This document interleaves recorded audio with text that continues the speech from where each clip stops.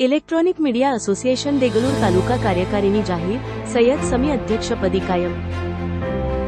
देगलूर सय्यद समी यांच्या नेतृत्वाखाली पार पडलेल्या बैठकीत इलेक्ट्रॉनिक मीडिया असोसिएशन देगलूर तालुका यांची नवी कार्यकारिणी जाहीर करण्यात आली. या बैठकीत सर्वानुमते सय्यद समी यांची पुन्हा एकदा तालुकाध्यक्षपदी निवड करण्यात आली.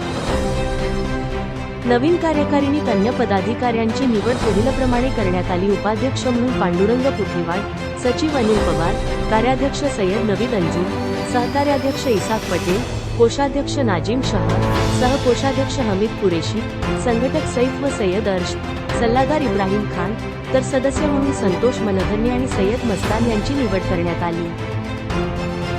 कार्यक्रमाच्या समारोपाला सर्व नवीन पदाधिकाऱ्यांचा पुष्पहार घालून सत्कार करण्यात आला. कार्यकारिणीच्या माध्यमातून तालुक्यात मांडण्यात आले.